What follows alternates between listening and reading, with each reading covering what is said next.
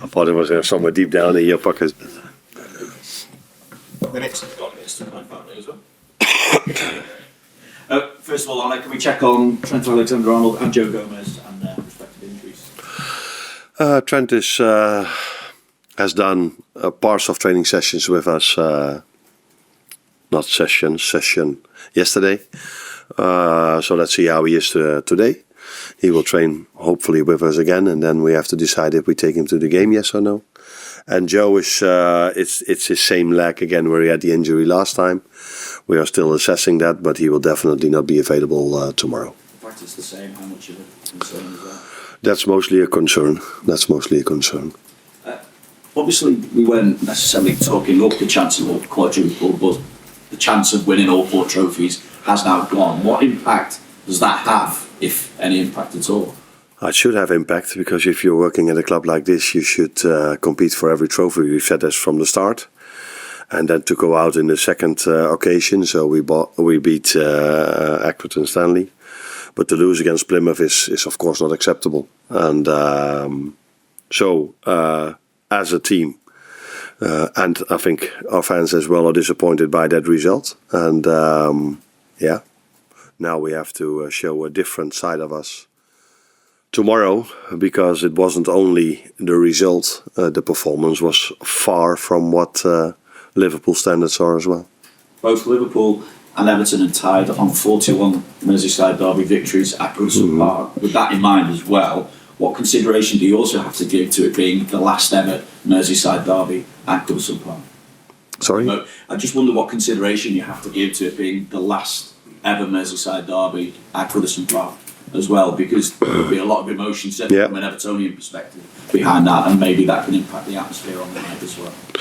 Yeah, I think it's an extra reason why the atmosphere will probably will be even better than all the occasions before. But I haven't been to one, but people tell me at Goodison Park as at Anfield, but it's always a fantastic atmosphere.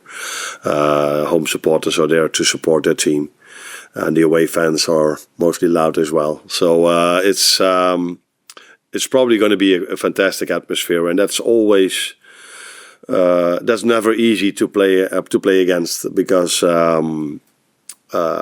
every single time they cross the halfway line or they get a corner kick or whatever happens, the fans will cheer for that, and then you have to be mentally really strong as an away team to resist all that, the complete atmosphere, and you still have to be focused on what you have to do, defending the corner kick, defending the set piece, and when you have the ball, be as calm as you can in this fantastic atmosphere. But it's not the first time for these players that they are playing in atmospheres like this. So I hope that they can focus on what they have to do. But it's not only tactical, you also have to stand up to those emotions. But because I've noticed that also in the Plymouth game, that the intensity of the tackles, how aggressive they were, that was a quality of their players, but it was definitely also because of the emotions in the stadium. So we have to be up for that. And I've seen the game of last season, for example, and I think we were quite ready, because after 10 minutes the referee blew his whistle 11 times and 10 times in favor of Everton. So the Liverpool players were ready to compete, but every time they touched him it was a free kick.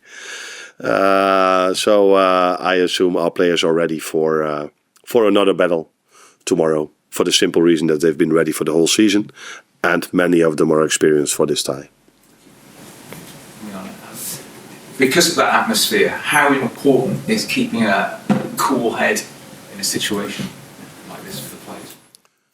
Yeah, cool head, but not cool legs. So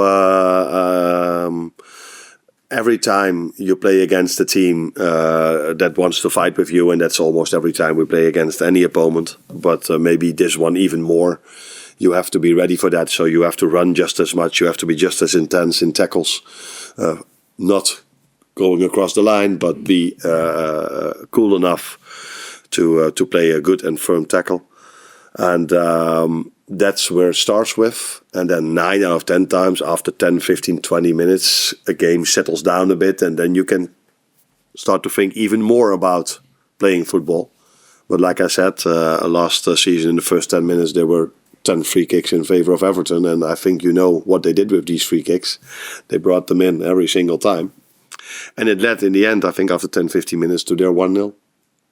So yeah, cool hat, but not cool legs. How different do you think is the challenge of this Everton under David Moyes to the one you would have faced in the original fixture early in December, when obviously Everton were struggling at that point? Yeah, they were to a certain extent. I think they picked up some good results as well away at City, and I think away at Arsenal as well. Some clean sheets, some draws. I think those were very good results from an Everton perspective as well. If you go away, if you have to play away games like that. But you cannot. Or let's say differently. I'm aware of the fact that David took over 4 games and he's won 3. So that is definitely a great accomplishment from him, and they are definitely maybe now in a better place than they were a few months ago. But yeah, the weather circumstances are a bit better maybe as well. Yes, sir. Hi Arne. 7 out of the last 10 Merseyside derbies at Goodison Park have been draws. What does that tell you, and has that played a part in your preparations for this one? Now, it definitely tells you how difficult it is for both teams to win from each other.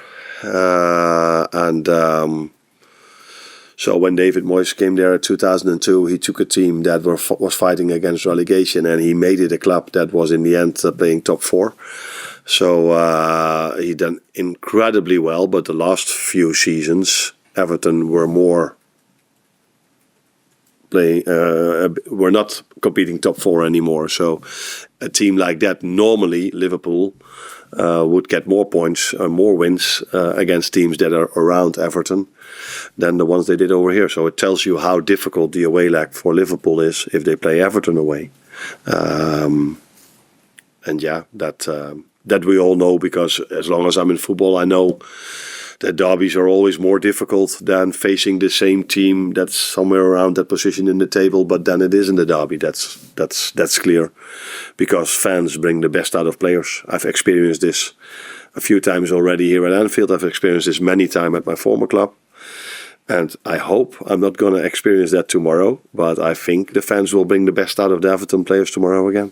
This is the first of 5 games in 15 days in the Premier League for you. Some really big, important games in there as well. Will this period here define your Premier League season?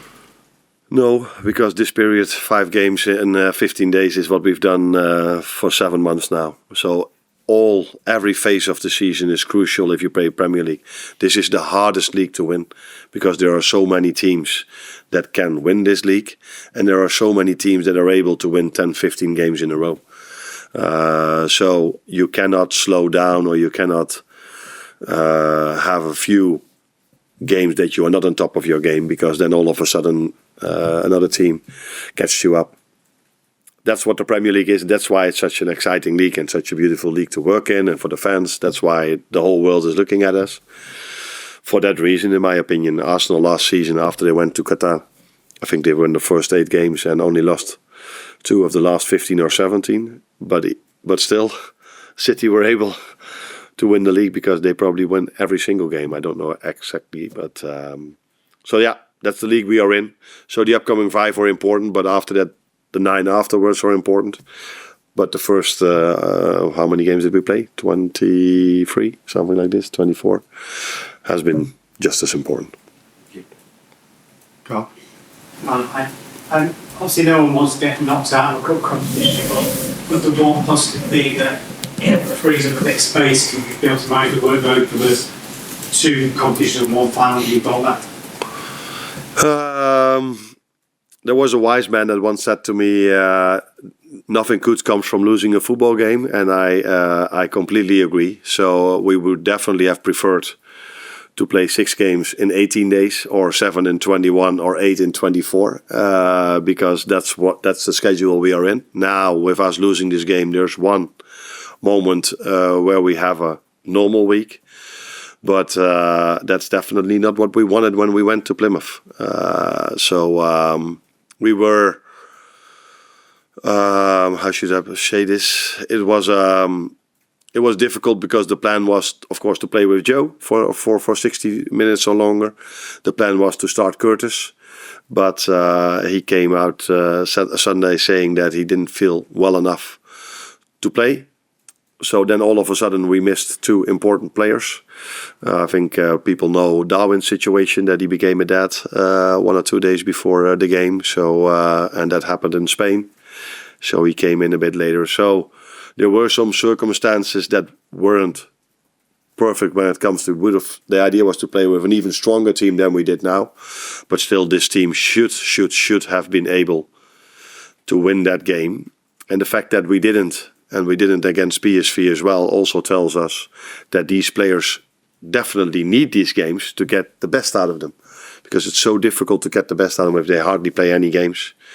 And that's why, again, it's disappointing that we don't have this extra game for them in 18 days. Well, hi, Arne. We've spoken a lot about fast starts over the course of the season, and we've seen Everton start really fast in the last 2 home games, 3-0 up at half-time. If you look at the away games Liverpool haven't won this season, they've been behind at half-time against Newcastle, Arsenal and Forest. So how important do you think that early period of the game is going to be when we get the result? Oh, I think 90 minutes of the game are very important, and in the first 10 minutes or first 15 minutes in an away game, it's even more important not to go behind, because if you are a goal behind, then the fans are having even more emotions, and then they cheer for everything. If you kick a ball outside the stadium, they still cheer. But if you are 1-0 down and you do the same, they're all booing you. So it's definitely important in an away game not to go behind. The reasons why we drop points against the teams you just said is probably more because these teams have a lot of quality, and that for that reason we went a goal behind. Then it has to do with us starting not so well, because I said it before, but at Forest, the first 5 minutes we started really well, but one counter-attack led to their goal. Yeah. So yes, it's important in a away game to control the emotions of the crowd, and the worst thing you can do is come a goal behind, because then the emotions will be there for as long as till the moment you have a 2-goal lead. But till then, the emotions will be very positive for the home team. So yeah, that's why being focused and concentrated in a away game is even more important than in a home game. The last ones for the breakouts? No, breakout next door. I'll see you. Thanks a lot.